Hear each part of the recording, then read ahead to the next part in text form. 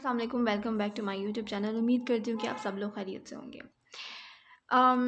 जैसे ही फ़ेब का महीना आता है तो वो लव इन एयर फैल जाता है और हर कोई मोहब्बत की बातें और कोई सिंगल होने की बातें, कोई कपल होने की बातें करता है। अभी यहाँ पे इस वीडियो में मैं ये ज़िक्र नहीं करूँगी कि हमें वैलेंटाइन्स डे मनाना है, नहीं मनाना है। मैं एक जनरल टॉपिक लेकर आई हूँ आपके पास जिससे सारे लोग रिलेट कर सकते हो, चाहे वो कहीं से भी बिलॉन्ग करते हो। सो जब बात आती है मोहब्बत की, लव की, केयर की, तो सबसे पहले याद रखा करें अपने आप को, अपनी ज़ात को। हम कभी-कभी मोहब्बत करने के चक्कर में और लव के चक्कर में बहुत ज़्यादा एक्सट्रीम पे आगे चले जाते हैं। सबसे पहली बात ये कि ज़िंदगी का कोई भी मामला हो, उसमें म्याना रवि इख्तियार करनी चाहिए। मतलब बैलेंस रखें हर चीज़ का, ना बहुत एक्सट्रीम हाई पे जाएँ, ना बहुत लो पे जाएँ। जो ब्रेन है, उसको वर्क करने का थोड़ा-सा टाइम देना चाहिए। मेरा कहने का मकसद ये है। और इस सब में ना जब आप किसी के साथ भी इन्वॉल्व हो रहे हैं, चाहे वो आप किसी रिलेशनशिप में इन्वॉल्व हो रहे हैं, as a husband wife involve हो रहे हैं, चाहे आप किसी से मोहब्बत करते हैं, कोई आपका फ्रेंड है, जो भी आपकी चीज़ है जहाँ पे ये लव इन्वॉल्व होता है या केयर इन्वॉल्व होती है, तो सबसे पहले अपने आप को ना भूल जाया करें। जी, लव ब्लाइंड होता है और हमें कुछ समझ नहीं आती है और हम बस डुल जाते हैं उसकी, ये सारी बातें एक बस बातें ही होती हैं।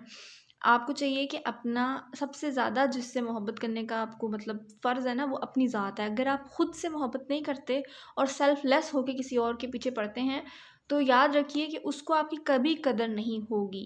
It's a very bitter truth, लेकिन ये सच है, उसको आपकी कभी भी कदर नहीं होगी अनलेस एंड अनटिल कि आपका हस्बैंड वाइफ हो और आप बहुत किसी स्ट्रॉन्ग बॉन्ड से जुड़े हुए हो, तो फिर तो चलो बात बनती भी है। लेकिन ये जो हमारे यहाँ आजकल लड़के-लड़कियों को एक दूसरे के ऊपर अंधा बिलीव करने की आदत हो चुकी है ना, ये आपको तबाह करता है।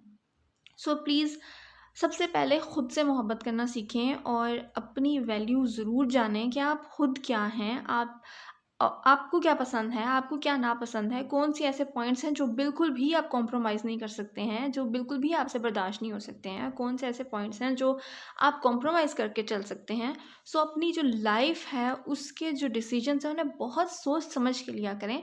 ये जो आपका एक-एक दिन होता है, आपकी लाइफ़ का बढ़ता हुआ हर दिन जो है, वो बहुत कीमती है।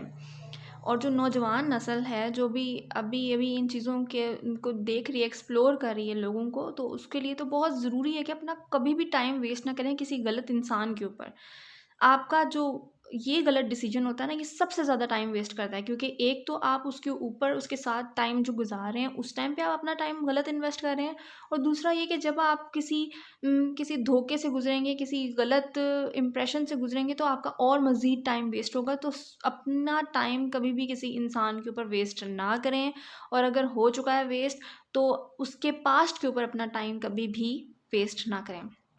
और एक और बात कि हमेशा चॉइसेस अच्छी तरीके से लिया करें और ये याद रखें कि जो आपकी चॉइस होती है ना, मतलब आपकी पर्सनैलिटी बनाती हैं आपकी चॉइसेस। आपकी हैबिट्स क्या हैं, आपको क्या चीज़ पसंद है, क्या चीज़ नहीं पसंद।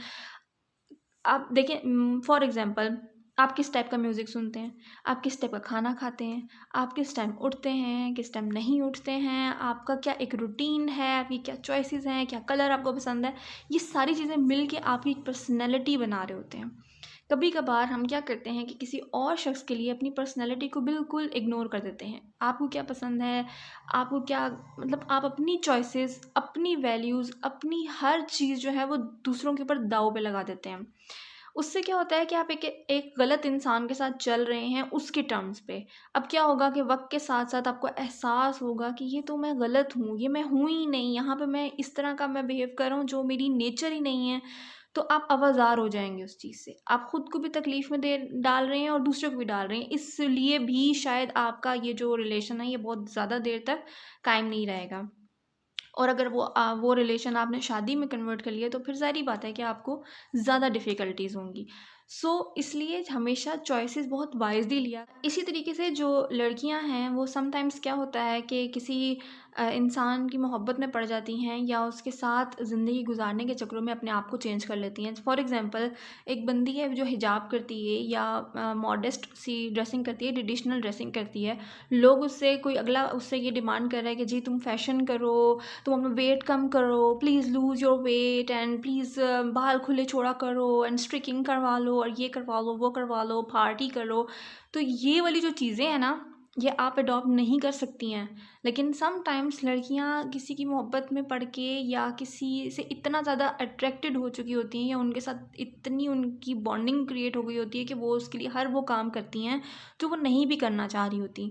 सो आप नहीं हो ना कंफर्टेबल इस चीज़ में, और अगला बंदा आपको इस हालत में पसंद नहीं कर रहा तो उसको जाने दो। वो क्योंकि ज़्यादा देर तक आप इस चीज़ पे नहीं चल सकते। इसी तरह वाइस वर्सा भी है कि अगर कोई बहुत मॉडर्न है और उसको वेस्टर्न ड्रेसिंग ईज़ी लगती है, वो उस चीज़ में कंफर्टेबल है, तो आप अगर कोई ऐसे लड़के हो जिसको नहीं ये सारा कुछ पसंद, तो आप उसके साथ अपना टाइम ना स्पेंड, आप किसी रिलेशन में जाएँ। अगर शादी के लिए जा रहे हैं तो डेफ़िनेट सी बात है कि उसमें बहुत सोच समझ के आप फ़ैसला करें। और अगर किसी भी किस्म का रिलेशन है, कोई आपको प्रपोज़ कर रहा है, कोई आपको पसंद कर रहा है, तो पहले ये चीज़ें देखें कि क्या हम दोनों की पर्सनैलिटीज़ मैच होती हैं। कोई भी परफ़ेक्ट मैच नहीं होता, लेकिन आप याद रखें कि एक चाबी और जो लॉक का कनेक्शन है, वो दोनों डिफ़रेंट होते हुए भी परफ़ेक्टली आपस में मैच हो रहा है। सो आपका भी जो मैच है वो आपको अपने टाइम पे मिल जाता है। इसमें कभी भी जल्दी नहीं करनी चाहिए, पैनिक नहीं करनी चाहिए कि बस जो मिल रहा है, जैसा भी है, या ये कॉम्प्रोमाइज़ हो जाएगा, वो हो जाएगा। कुछ चीज़ें आपकी नेचर में ऐसी होती हैं जो बिल्कुल भी आप कॉम्प्रोमाइज़ नहीं कर सकते, तो उनको शुरू में ही कॉम्प्रोमाइज़ ना करें। सोच समझ के फ़ैसला करें, सोच समझ के कदम उठाया करें। मेरी बातों से आपको कोई भी फ़ायदा पहुँचता है, आपको कोई फ़ायदा पहुँचता है या आपको लगता है कि आपके किसी फ्रेंड को इससे फ़ायदा पहुँच सकता है, तो आप उनके साथ शेयर किया करें। और एप्रिशिएट करने के लिए इसको लाइक ज़रूर कीजिएगा। अगर मेरे चैनल को सब्सक्राइब नहीं किया तो प्लीज़ इसको सब्सक्राइब भी कर दीजिए। मिलते हैं नेक्स्ट वीडियो में, तब तक के लिए अल्लाह हाफ़िज़।